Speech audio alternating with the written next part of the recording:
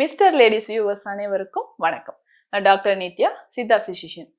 நம்ம உடல்ல இருக்கக்கூடிய உறுப்புகள், ராஜ உறுப்புகள்ல ரொம்ப முக்கியமானது அப்படின்னா லிவர், கல்லீரல்.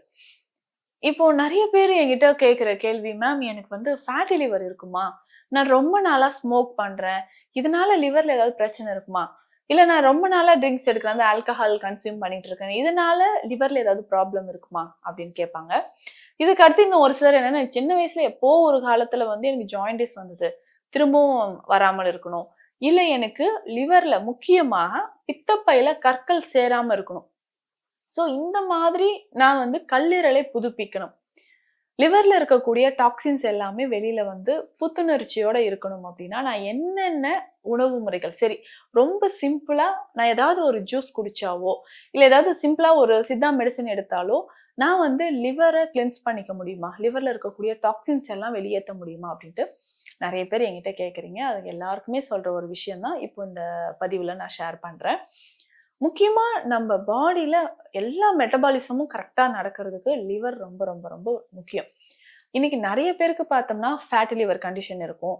நம்ம லிவர் என்சைம்ஸ் எஸ்ஜிஓடி, எஸ்ஜிபிடி, இந்த bilirubin, file salt, file pigments இதோட ரேஞ்ச் எல்லாமே அதிகமாறத நம்ம பார்க்குறோம். அதே மாரி பித்தப்பையில கற்கள் இருக்கக்கூடிய நபர்கள் அதிகமா இருக்காங்க. பித்தப்பையில வந்து கல்லு சேர்ந்துருச்சு.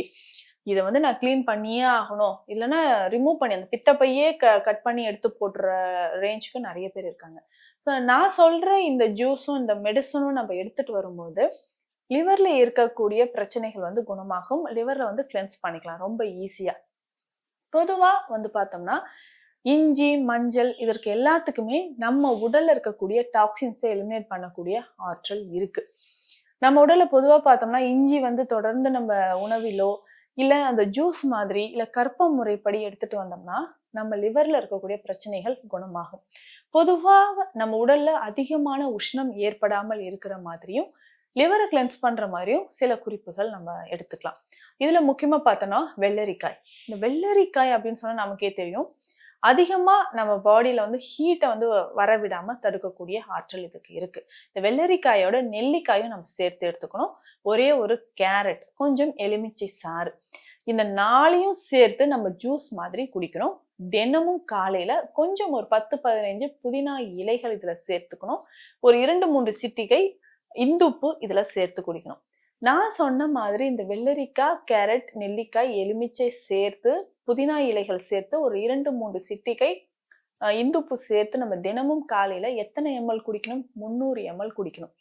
இத தொடர்ந்து நம்ம குடிச்சுக்கிட்டே வரும்பொழுது, நம்ம உடல்ல கல்லீரல்ல இருக்கக்கூடிய பிரச்சனைகள் குணமாகும். பிரச்சனைகள் அப்படின்னு சொல்லும்போது, அதுல இருக்கக்கூடிய டாக்ஸின்ஸ் எல்லாமே எலிமினேட் ஆக ஆரம்பிக்கும். இத தொடர்ந்து நம்ம சாப்பிட்டுக்கிட்டே வந்தோம்னா, நம்ம இதயத்திலிருந்து மத்த உறுப்புகளுமே இதுல வந்து ரொம்ப வலிமை அடையறத நம்ம பார்க்க முடியுது. அடுத்து முக்கியமா பார்த்தோம்னா, சரி வேற என்ன நான் வந்து எடுத்துக்கலாம்? பொதுவா நெறைய பேர் வந்து அருகம்புல் சாறு எடுக்கிறது, இல்ல வெற்றிலை சாறு எடுக்கிறது இந்த மாரி இருப்பாங்க. வேறு வகையான முறைகள்ல வேற என்னென்ன நான் எடுத்துக்கலாம் அப்படின்னு பார்க்குறவங்களுக்கு, துளசி இலைகள எடுத்துக்கலாம். இது கூட அருகம்புல் சாறு. அருகம்புல் சாறு, துளசி இலைகள்.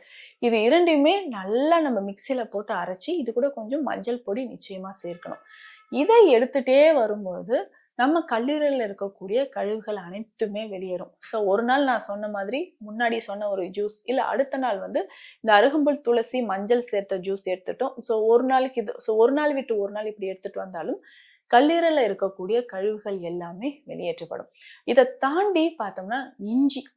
இஞ்சிக்கு வந்து ஒரு கல்லீரலை பாதுகாக்கக்கூடிய அதாவது ஆன்டி இன்ஃப்ளமேட்டரி ப்ராப்பர்ட்டி இருக்கு. அது மட்டும் இல்லாம, நம்ம உடல்ல எங்க வலி இருந்தாலும் இஞ்சி வந்து அத சரி செய்யும்.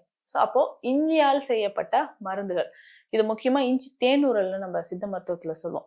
காலையில எம்ப்டி ஸ்டொமக்ல இஞ்சி தேனூரல் இஞ்சிய நல்லா வேக வைத்து எடுத்துட்டு, இத தேன்ல போட்டு கலந்து காலையில ஒரு 2 பீசஸ் சாப்பிட்டுக்கிட்டே வரணும். நான் சொன்ன இந்த ஜூஸ குடிச்சிட்டு கொஞ்சம் இஞ்சி தேனோட சேர்த்து சாப்பிட்டுட்டு வந்தோம்னா கல்லீரல் பலப்படும். இதையும் தாண்டி பார்த்தோம்னா, ஒரு நாளைக்கு 2 வேளை வெள்ளை கரிசலாங்கண்ணி கற்பமா எடுக்கலாம். இந்த கற்பம் அப்படின்னு சொல்லும்போது, இந்த வெள்ளை கரிசலாங்கண்ணிய நிழல்ல நல்லா உலர்த்தி பொடி செய்து எடுத்து வச்சுக்கணும். இது கூட கொஞ்சமா சீரகமும் சேர்த்து வச்சுக்கணும். எந்த அளவுனா 100 கிராம் வெள்ளை கரிசாலை பொடி இருக்குன்னா, 20 கிராம் அளவுக்கு சீரக பொடி கலந்து எடுத்து வச்சுக்கணும்.